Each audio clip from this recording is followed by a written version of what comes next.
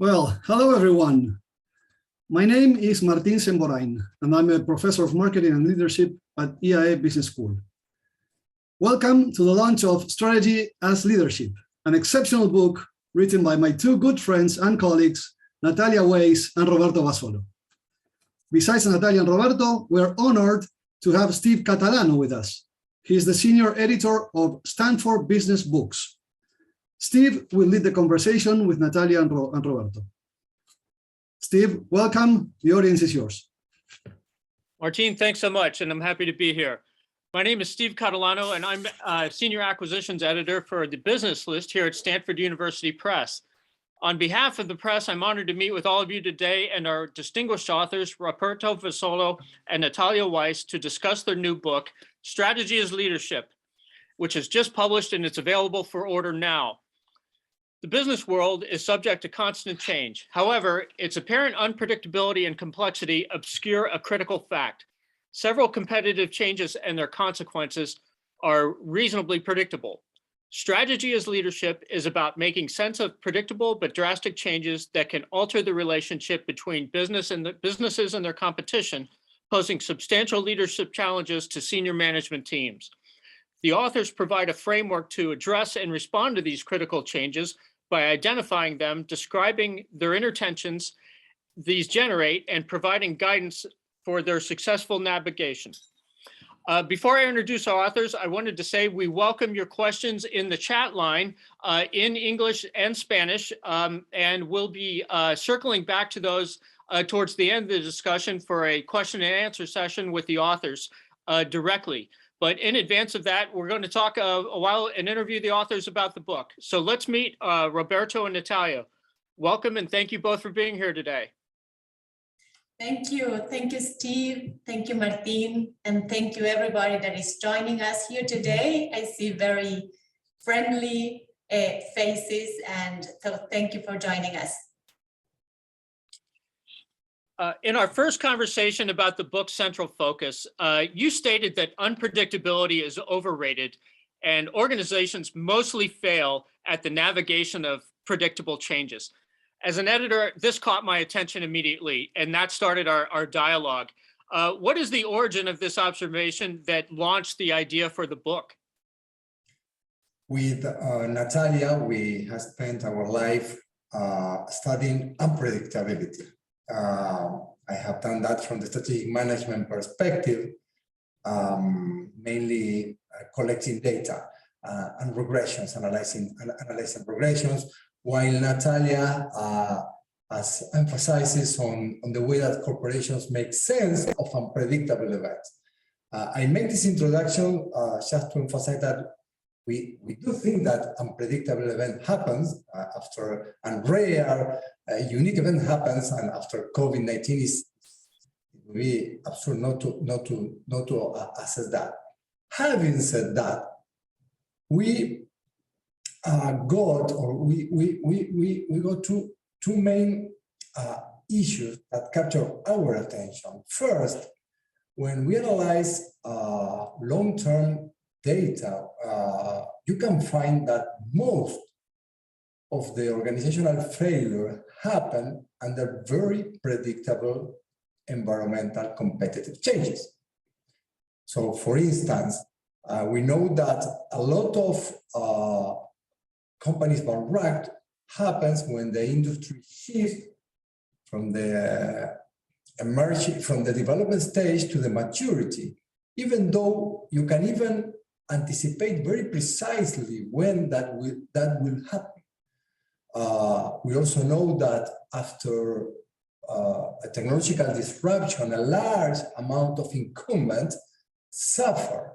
Now that we also went through COVID, through the recession COVID, we know that every recession, a large amount of companies bankrupt, even though, with the exception of COVID, we can be sure in the United States that around every 7, 8, 9 years that will happen. In Argentina, we are sure that will happen every 2 or 3 years, and more frequent. And finally, we also know that a lot of companies competing in natural resource industries suffer and lose competitive position during the downturn phase of the commodity price cycle. I grew up in a farm, and every farmer knows that prices oscillate, goes up and down through periods, even though we know that companies fail under the same conditions. So that captured our attention on that. On the other side, when we're working with Natalia and helping companies to make sense of that, we also realize that in many cases, unpredictability is like a comfortable default. It's like the perfect word, the perfect concept to whom to blame, not to do what is requested to do to address those predictable changes. Quick follow-up. Why do you think that is that they hesitate to leave that comfort zone at that stage? Well, that's in a way, if you think about it, Steve, is believing that the future is unpredictable leaves everyone off the hook. No, it's kind of like if understanding or addressing that the future is at some part of the future is actually predictable. It's like anticipating the pains that shift will bring. It's kind of like anticipating also the priorities that you have to set, and therefore is anticipating hard choices. And we know that we usually tend to avoid that kind of conflict and avoid that kind of pain, but that pain will happen. So it's better to address them earlier in order to avoid a bigger crisis later on.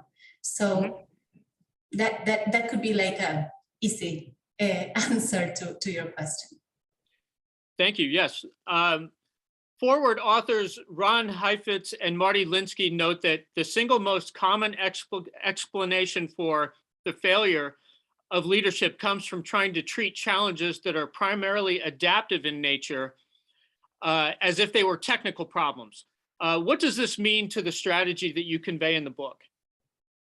Well, this aspect is very important for our book. And let me just share with you an example, a very recent example actually, that was out in the news in December 2021. So it's not actually in the book, but let me read it to you. This is an extract that I took out from Bloomberg in December, no? It says, in March 2021, Herbert Diess captivated investors with his vision for turning Volkswagen into the global leader in electric cars. Volkswagen will deliver 1 million battery-powered and plug-in hybrid vehicles this year, and soon build half a dozen factories in Europe alone, the chief executive officer proclaimed. The stock shot up by 29% on a single day. So the question here is, who could be against these? I mean, it's something that shows a beautiful future. Well, when he got back home, he found out. And actually, the things that it was supposed to be implemented are not going at the pace or that they were thinking.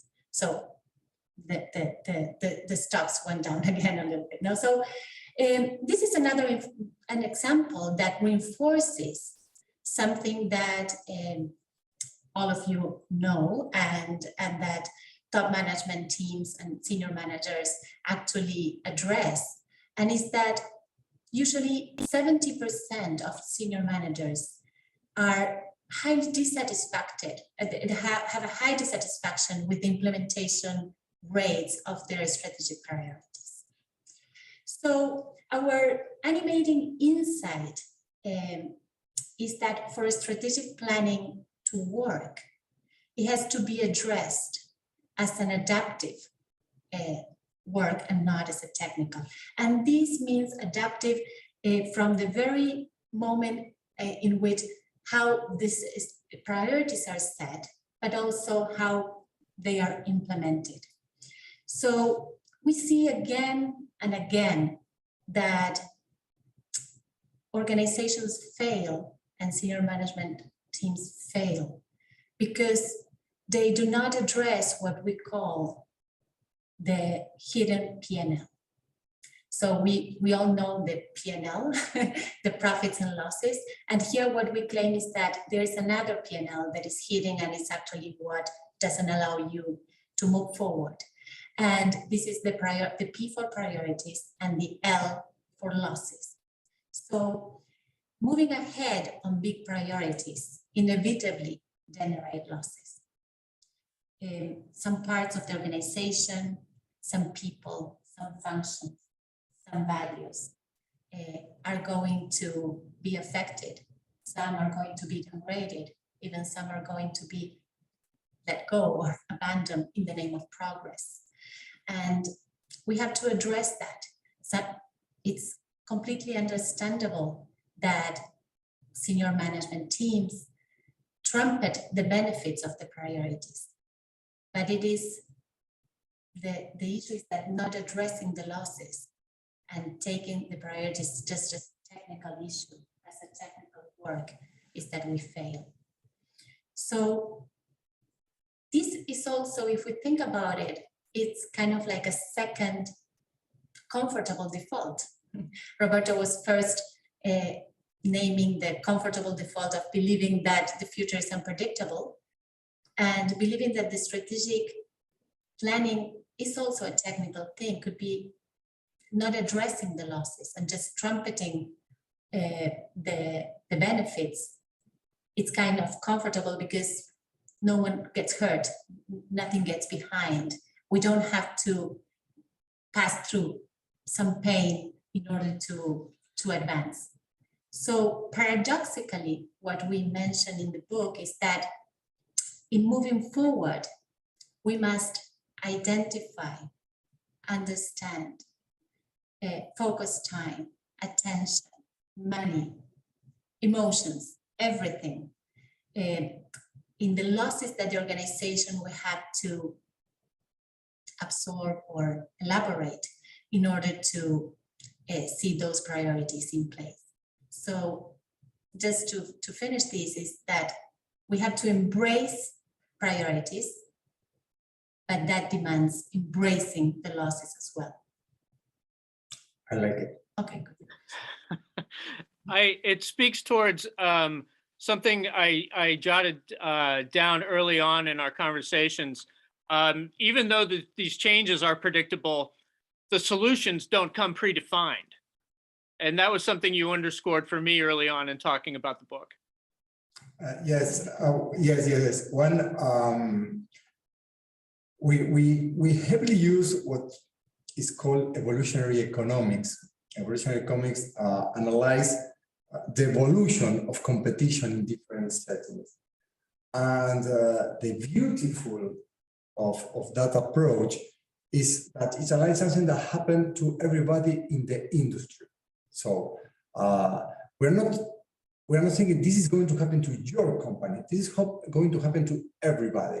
So if we can detect what is going on there and also what is shifting, what is changing, we can help the senior management team to better define where are the real priorities that should be addressed, and also to better map the potential sources of resistance. We are not saying that we have the recipe, because this will be becoming again technical. What we are helping with this very well established model, some of them we developed, but is helping better defining the problem. And this is a huge advancement from the adaptive leadership aspect. To follow up on that, moving towards the concepts at the core of the book, if you will, there's a quick quote I wanted to read. The fundamental hidden assumption of the 4 strategic leadership challenges is that the evolution of the business environment obeys general laws. It follows, therefore, that it is more likely that they will repeat in the future. Let's talk about those 4 key challenges that you address as the core of the book. Thank you, Steve, for the question. And I will return to my initial example, but I will put them. We analyzed 4 main competitive shifts. The first 2 emerged from a very, very well-established literature that is under the umbrella of the industry life cycle, and analyze the story of every industry from the beginning until it matures and is substituted for a new technology disruption. So there we capture two very well-established moments. The first, as I already mentioned, is the moment when the industry stopped growing at 2-digit, when the main priority is market share and move towards maturity. And the main strategic imperative move or shift from that capturing market share to what is called profit. So that we call the developmental challenge. The second one is as I also mentioned, is when the industry is disrupted, and this is Natalia mentioned one example is the case of the disruption of the electric vehicle in the traditional auto industry. We call this the creative challenge. From there, we move to 2 different changes. In that aspect, we are maybe one of the characteristics of this in the book is that it's heavily based on our own research. So the first two challenges use a lot of information from other authors' research. Here, at the strategic level, we develop our own understanding. First is recessions. Recession has a beauty because recessions are transitory, temporary events that produce long-term effects. So the strategic management question there is how I, as a company, how I, as a senior management team, can take advantage of that drastic, tough, transitory event into a long-term competitive advantage. And there are several examples in the book. Maybe the one that is well known is the shift that in the positioning that Hyundai did in the US market using the recession of 2001 and 2007, and really moving from being a low-end, low-quality competitor to a very respectful and well-positioning competitor. And the final one is we analyze the commodity cycles, the commodity change, the shift in commodity prices, and we get into that situations. One of the characteristics, or something that we would like to emphasize to close to answer your question is, from the statistical perspective, we know that the average tenure of a CEO in the developed and in emerging market is between 6 and 7 years.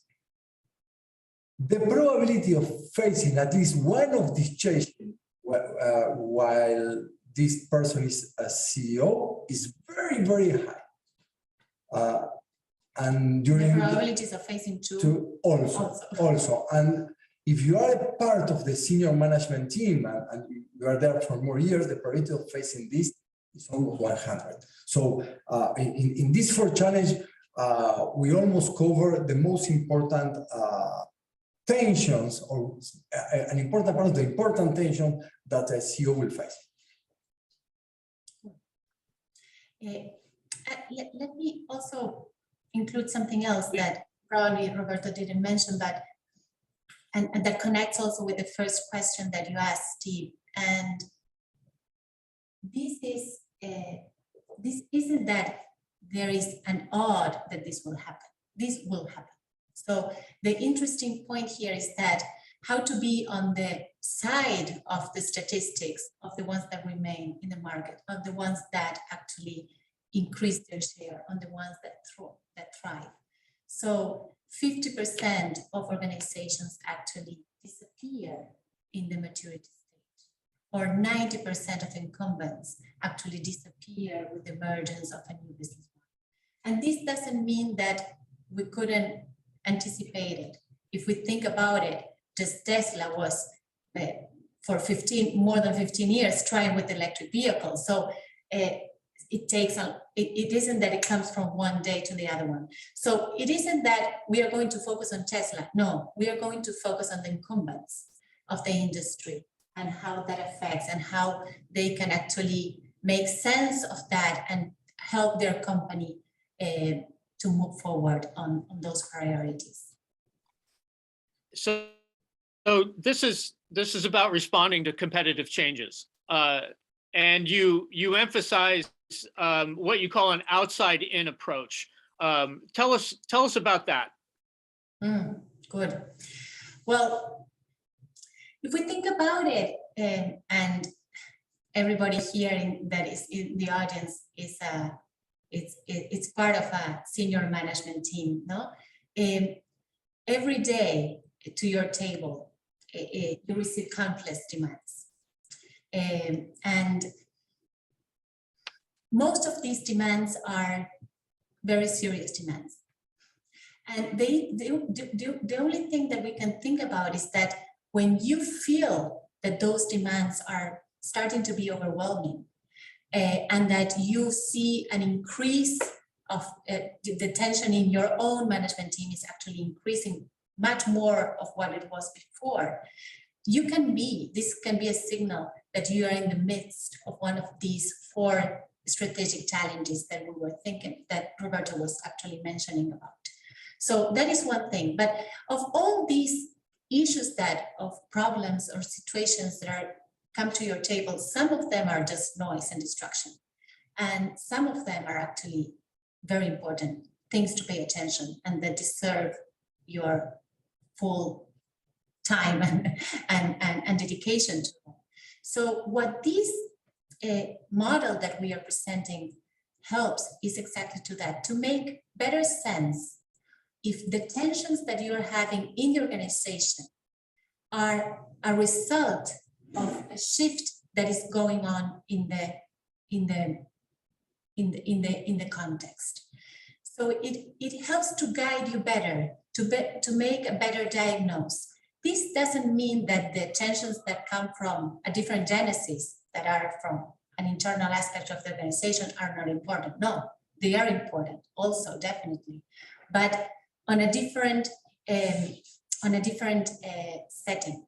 So it happens that sometimes when we work with organizations, people, the top management team are making an assessment that the problem is due to aging of the organization or a generational transition inside the organization or different or something that has to be with the culture of the organization. And yes, it could be, but probably just focusing on that, we are missing a much bigger problem that has to be addressed. So it could, although it is a very important aspect to consider, it could be also misleading or distracting of the big shift that there could be and a misfit with your organizational capabilities. So the idea, just the model helps you to, by scanning that certain clues that we mentioned in the book, that you can make better sense if the tensions that you're experiencing are also a consequence of this. And just before finishing, because I can read his mind, it could be that you not only are having one of these challenges plus an internal challenge of the organization, but you can have like 2 of these strategic challenges at the same time. So, but looking at this outside-in approach, you can prioritize the work that the organization has to do. So, I don't know, we think that one of the most important roles of top management team is to help the organization make sense of the real critical challenges that the organization have, and to create the necessary holding environment to address the losses that has to be addressed in order to thrive. Anything else? No. Sure. Just a couple more quick questions. I wanted to Again, welcome everybody to please direct your questions over to the chat line. We're happy to get to those in just a bit. In Spanish and English is fine.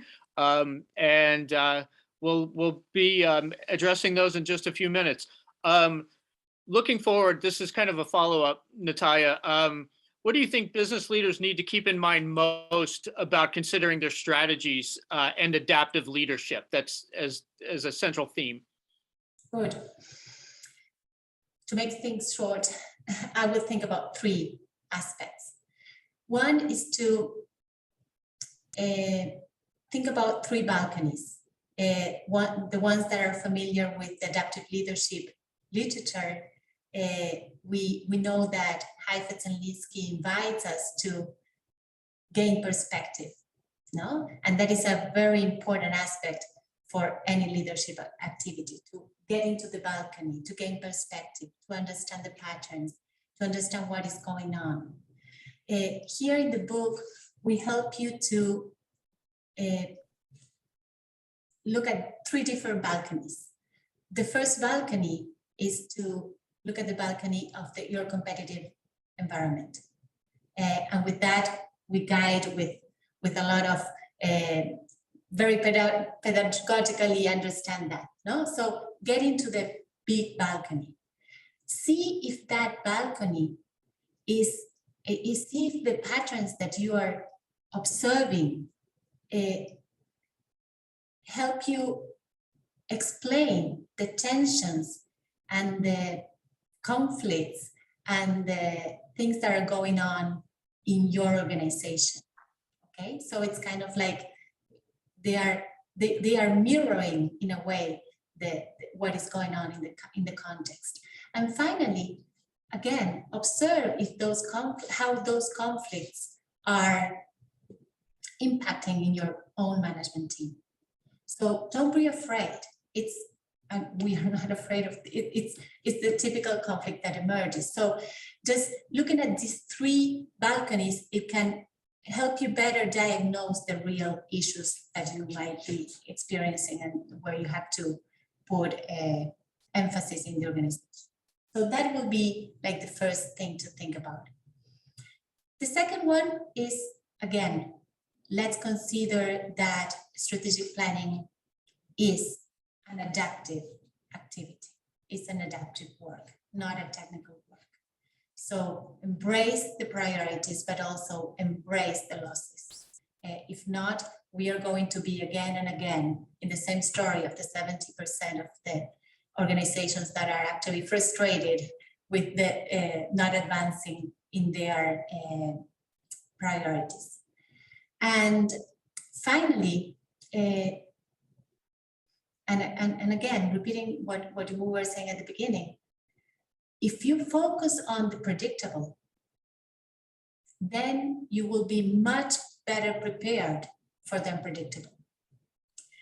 Because if the predictable crisis come, and also you have at the same time the unpredictable crisis that emerge, then you are completely like lost. You don't have time to react. You don't have peace of mind to think about it. Instead, if you are kind of like doing things and addressing the issues before, the predictable issues before they arrive, then you're going to be in better shape to manage the unpredictable. Quick follow-up on that. We were talking earlier about the audience and for the book itself and who benefits the most from this book. And I was also thinking a little bit about you built and taught a course at the University of South Carolina this past fall for business leaders, correct? Yes, we were there. We were Sonoco fellows and visiting professors. But we also taught a course at IAE for the last six years already, yes. 7 years. And actually this book is kind of like a result of all that exchange with executives. So and it seems that yes, it's having a very nice reception Yes, but let me take with Steve's comment. By far, when we wrote the book, we were thinking in senior management team. Having said that, the University of South Carolina, we touch in a combination of students from the last year of international business and the masters. And the experience was amazing. It was amazing how much they enjoy and how much they got on the concept. So this, to some extent, was a surprise for us. Yes. And do you know what was the biggest surprise for me? I remember Roberto was hesitant about including recessions in the course because he thought, no, recessions is not very sexy and young people. For a 25 years old they will not person. enjoy it and so forth. And they were like, their eyes were like these, they were amazed and they were kind of like, because it's something that now it's kind of like closer to everybody and to understand. But the most important thing is that they were kind of like, okay, this will happen, definitely. And how do we manage this better? I was surprised. I was surprised about these not very nice issues that as a society we usually have to face, that even younger people were kind of like eager to understand more and to see how to help their organizations to thrive under those conditions. The important phrase there, how to help your organizations thrive. And so I saw the book early on as this reaching a level, a range of managers at different levels in developing strategy and different sizes of organizations from the cases you use throughout the book. Yes, this actually applies to every organization, doesn't matter your size. This is something very important. And also what we are noticing is that this helps also very much leadership consultants as well as strategic consultants, because it brings together these two worlds that they were kind of together, but not really very well integrated.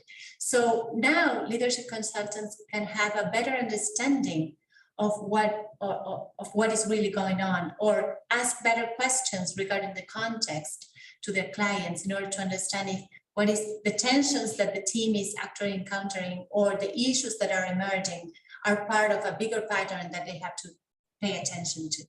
And on the other side, strategy consultants, and also happens to us with the strategic professors, that they connect better with the human side of strategy. So that brings more reality and more hope to the work.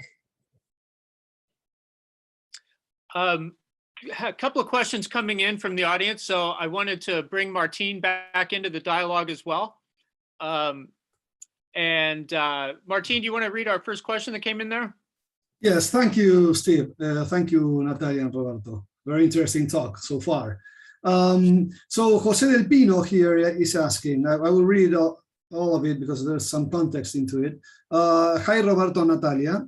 Thanks for your valuable and important insights. I'm thinking that usually leadership fights to align people to the vision and the core purpose of the organization. So the question is, how do you think that change and adaptability can or should live in parallel to the specific execution of the vision and purpose?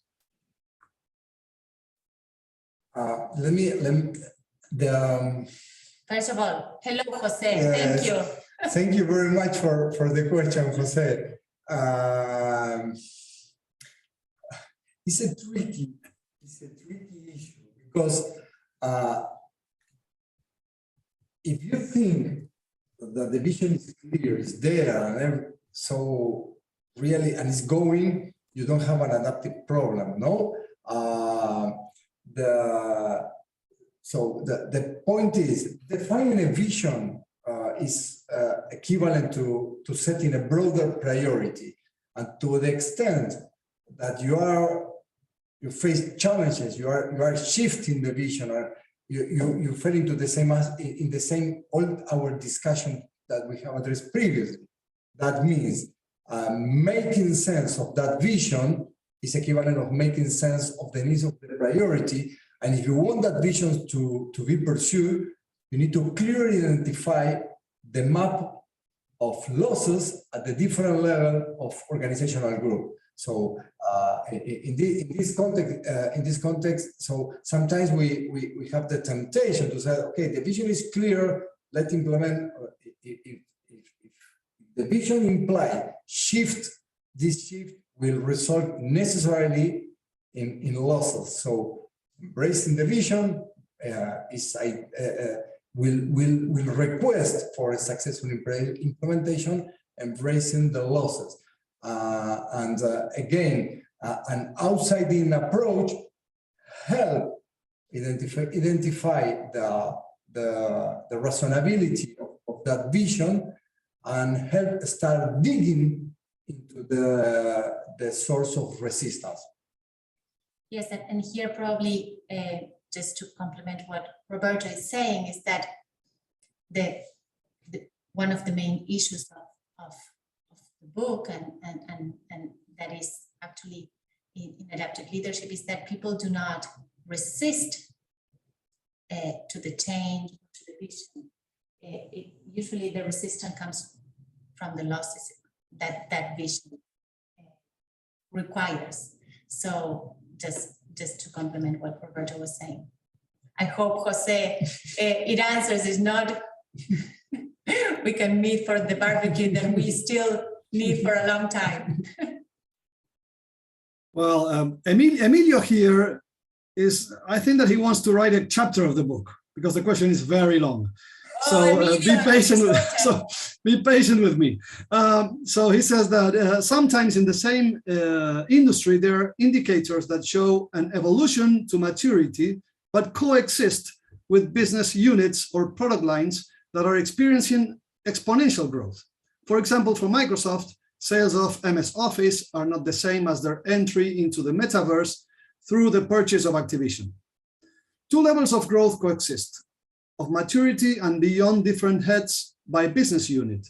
The company is one, the board is one, and having cultures by business unit is complex to manage.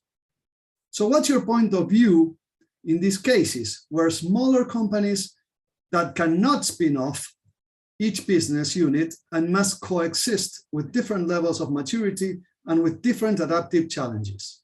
Many thanks.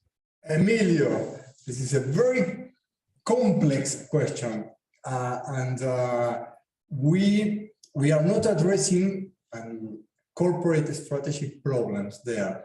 So the further we get into the end of the book is when the same company is close to, let's say, face combined leadership challenges. So my quick answer will be the following.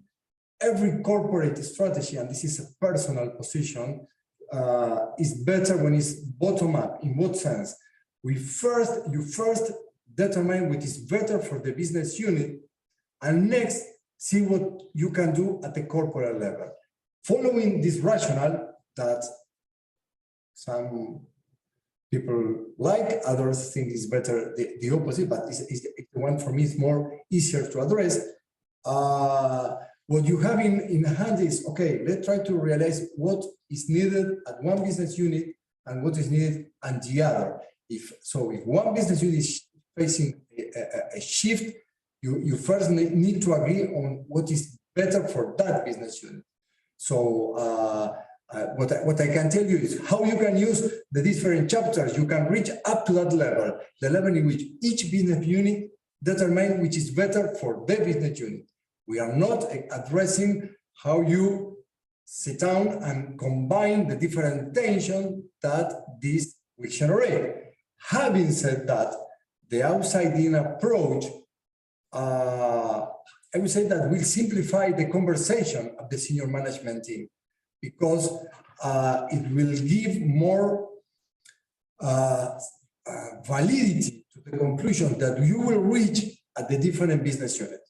I don't know if this is confusing or no? I don't know, Emilio.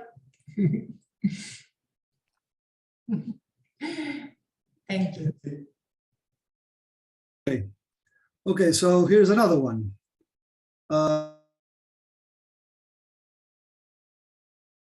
You're muted, Martin. Yes, here, there you go. Sorry, I'm sorry for that. Yeah.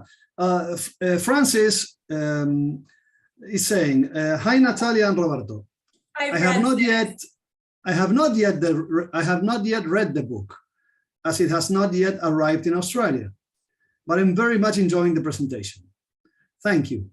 I think this is a very interesting approach and wonder what is your view about how to get senior teams to listen to these ideas, which are different from the established way of going about strategy. Wow. Thank you, Francis. I know it's very early right now in Australia, so I value so much that many Australians that I see in this are here joining us. So first of all, we have to remind ourselves constantly, and we were also part of management teams in different parts of our lives, that people in the management team are also humans and that we have our own biases, etc. So I hope that the reading of this book, for example, that it brings the scientific part for making sense of these changes. So it's kind of like it helps make sense of things that are already in the repertoire of understanding, because people that arrive to those positions are very bright and they have a lot of experience. But sometimes they really struggle with the difficulty of implementing these things. So what we have to create is helping them to strengthen their leadership capabilities in addition to their strategic understanding. So it's kind of like both things come together and they need each other very, very much. So this is something that you work on and we work on, and we hope that getting out of the common defaults that we have, challenging those defaults, asking different questions to ourselves, and helping to a better dialogues with data, it will be helpful for addressing or starting to have this different kind of conversation within the top within the senior management teams. Something to add. I understood Francis' question from the what I usually take an adaptive leadership approach, and I now want to incorporate this strategic insight.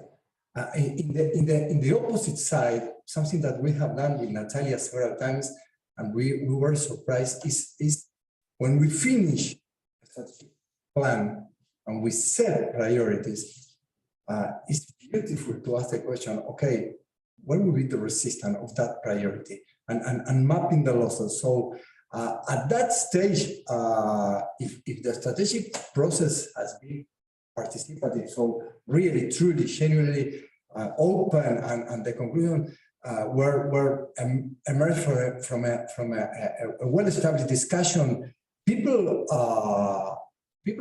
get to certain oh, this is more difficult, because for many years we remember finishing strategic plans with the group in a sense of euphoria. Oh, we got it. And really, 1 month after that, you call the company and they were facing a lot of problems. So, following that process, setting priorities in following a rich understanding of numbers, data, and the qualitative analysis you usually do, but asking the immediate question after you finish to set the priority of the losses works pretty well. And I think that this is every person in adaptive leadership could feel very comfortable. So getting that priority of moving toward the discussion of the losses. Thank you, Francis. Quick follow-up question is kind of we've got a little bit of time left. This one's a little bit of a deeper dive. You note that your research delineates or makes clear a distinction with products capable of differentiation and those competing in natural resources. What's the significance there? I'm going to give a quick answer. In the book, sorry, going a bit back, but in the book we work in parallel. First, we set the opportunities and challenges from the strategic management perspective, from the hard data. And next, we move into the adaptive leadership tension. There is a huge confusion between the commoditization process that happened into a typical industry that allow brands from a commodity industry.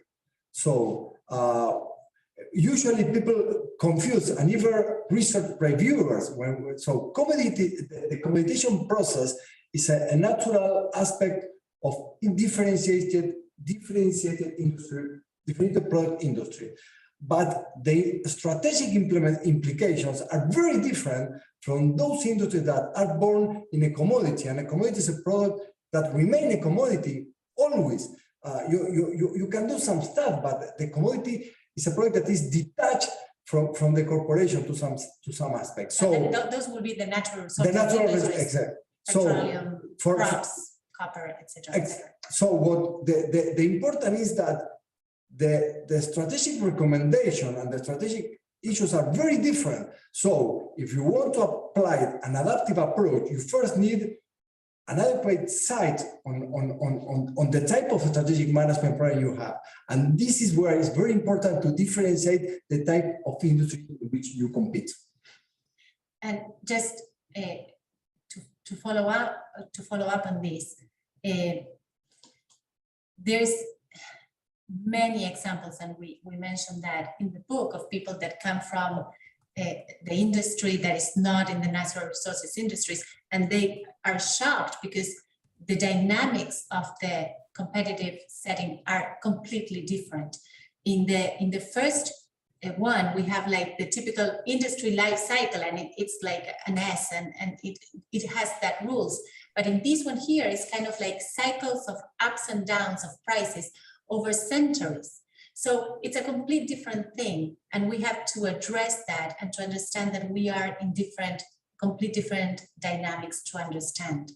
And I think about people here that are from Australia or South America or northern part of Europe, and there we have so many companies relating to natural resources industries that to understand much better the dynamics in which they compete, it will help us so much to understand more the tensions that they experience. And following on that, you make a crucial point, Natalia, that the book is very international in focus in terms of the cases you've chosen and your research. So this is very much a global application for this strategy, if you will. We've got just a few minutes left. I wanted to wrap up with one final question here. Let me scroll back. Well, I lost the thread. Okay. How do you recommend proceeding to gain commitment with a company structure in the new context of fully remote work, especially in companies enjoying hyper growth such as a fintech? Well, in the third chapter of the book, we analyze, I think, the only situation in which there is no change really, and what we call that moment in which, like fintech, the industry is growing, and the maturity stage look very far away. So I'm not going to get into remote work, that is by no chance my expertise, But from the strategic management perspective, maybe the question to answer is if this remote work is contribution to the strategic imperative of the industry. The strategic imperative of the industry there is market share. Is market share, market share, market share. It's by far. So to gain market share. To gain market share, and a failure, and mainly in fintech because of the properties of the properties of the industry. So